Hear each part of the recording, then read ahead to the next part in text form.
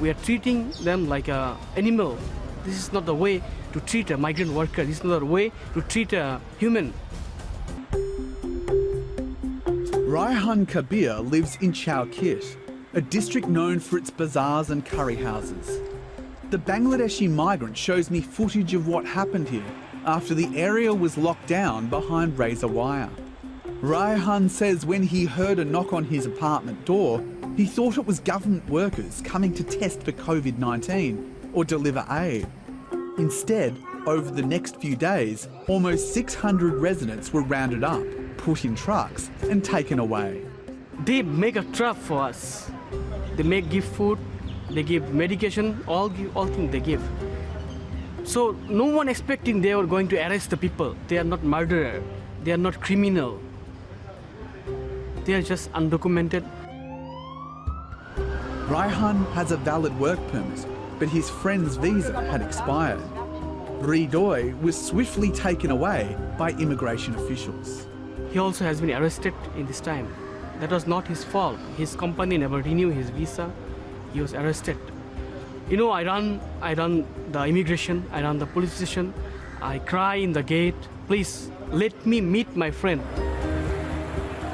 Down the road, Raihan and I meet Farhad Chowdhury, another Bangladeshi detained in the raids. He's been working in Malaysia for over 20 years, first in construction and hotels. Then he started his own business selling fabric.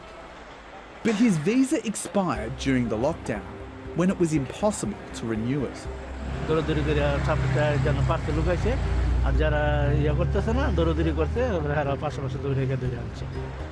Farhad says if the authorities' aim is to contain the virus, cramming people together in immigration trucks is counterproductive.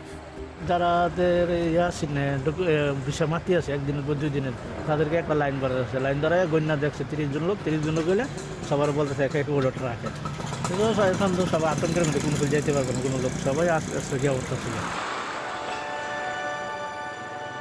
Farhad has since discovered that 3 people from the raided buildings have tested positive for COVID-19.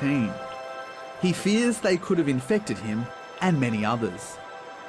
এই সময় তো হইছে একজনের সাথে ধাক্কা লাগলো আমরা চাইছি যে না ধাক্কা লাগিয়া থাকতে পারি তারপরে তো লোকজন বেশি এইজন্য ধাক্কা লাগলো একজন সাথে আরেকজন লেগে গেছে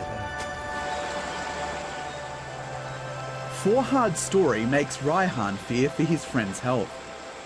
He hasn't heard from Ridoy since his arrest. Today, Raihan is meeting Sumitha Shantini Krishna, a human rights lawyer who specialises in helping migrant workers. So when did he become undocumented? It's about last year. His company got bankrupt. Okay, his company got bankrupt? Then boss also hiding. His visa cannot renew. He cannot go back to Bangladesh because he have the loan, money, everything. So he became undocumented. Okay, did he attempt to go to the Labour Department to file a case against his employer? Miss, the thing is, the people like them who are worker here, labor here, how they know the things? They don't know. So is there any way, just I want to meet my friend, is there any way? So there is no visitation to any of the detention centres. It's not only for foreign nationals, even the lawyers cannot go into the detention centres to see their clients because it's all closed for now. There's little he can do to help Ridoy. But Raihan drives to the detention centre anyway, hoping to at least catch a glimpse of his friend. He can't call Ridoy to see if he's okay, because detainees aren't allowed phones. When I come here, I become emotional. It's unbearable for me. I cannot meet him. I don't know he is eating or not. I cannot give him the food. I'm very much worried about him. Raihan came to Malaysia 6 years ago to study and now works in marketing. He says he loves his job and living here. But this crackdown has changed the way Raihan sees the nation and made him think about leaving. This is a clear act of racism. That's the thing.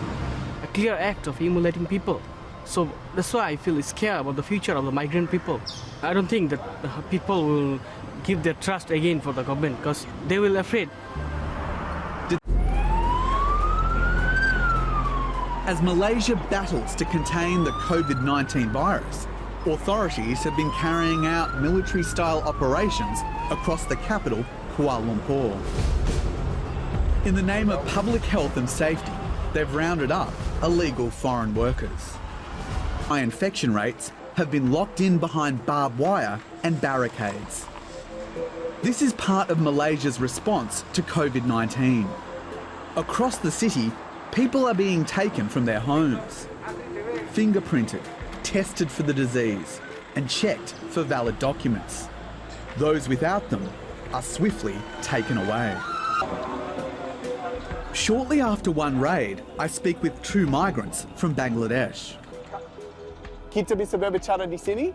One of them tells me he's afraid to leave his apartment because he doesn't have a valid work permit. He managed to avoid arrest by hiding. We've been trying to get witness testimony from people, but as you can see, there's police there. We can't get through the wire. I've got my ID. Look, this is my ID. I'm from the press. Again. This is lockdown area.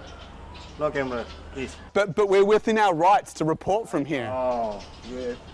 But this lockdown area, off your camera, please. They are just shouting on us. Just sit down, just get lost, keep quiet. And we silent. We have no words to say and we don't have a right to ask any question from them. The man was a policeman in Pakistan and says the Malaysian authorities were out of line. Some of the officers are very angry there and they keep the mobile and they're putting on the head like this, like this. He says his whole family, including his son and daughter, were handcuffed and chained together with other children and the elderly under the hot sun. They were only released hours later after authorities verified their documents. My daughter is still scared. She stopped laughing.